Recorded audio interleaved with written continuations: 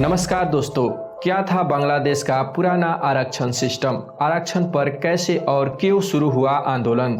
1971 के मुक्ति युद्ध से कैसा है खास कनेक्शन?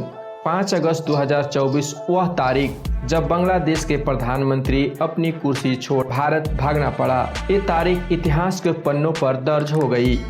आरक्षण को लेकर बांग्लादेश में सुलझी आगों ने हसीना को देश छोड़ने पर मजबूर कर दिया।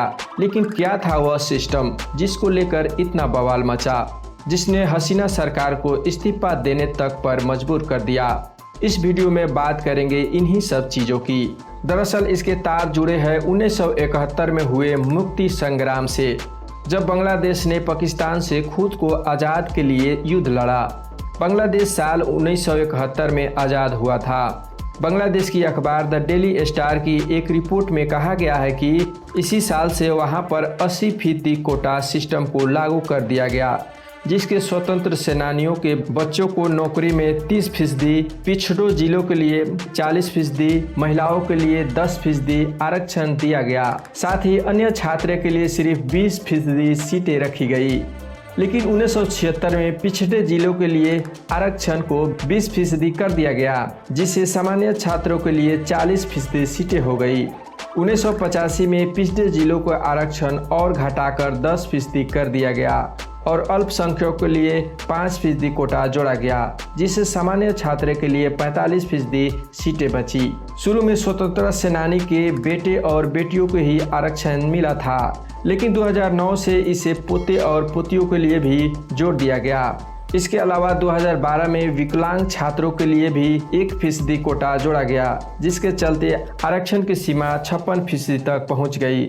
साल 2018 में 4 महीने तक छात्रों के भारी विरोध प्रदर्शन के बाद हसीना सरकार ने कोटा सिस्टम खत्म कर दिया था। लेकिन साल 2024 में 5 जून को हाई कोर्ट ने सरकार की फिर से आरक्षण लागू करने का आदेश दिया।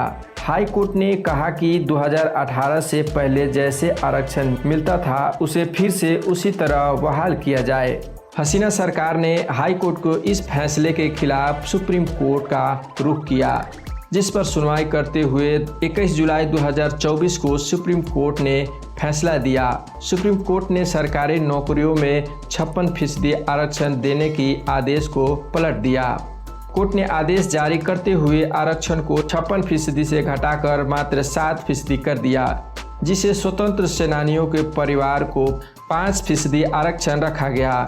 इससे पहले 30% था। बाकी 2% में एथनिक माइनॉरिटी, ट्रांसजेंडर और दिव्यांग को शामिल किया गया। सुप्रीम कोर्ट ने कहा कि 93% नौकरियां मेरिट के आधार पर मिलेगी।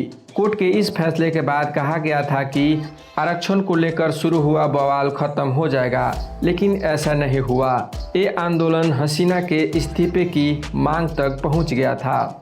आज बांग्लादेश अपने ही राष्ट्रपिता की मूर्ति पर चप्पलें फेंक रहा है। 15 साल से अवामी लीग सत्ता में है। उनकी सरकार पर आरोप लगता है कि हर जगह केवल मुजीब की ही मूर्ति और तस्वीरें लगे हैं।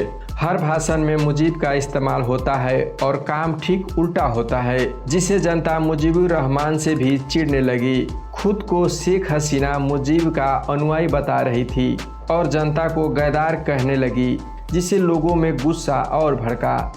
नाम तो मुजीबुर रहमान लेती है, मगर उनकी सरकार फांसीवादी है।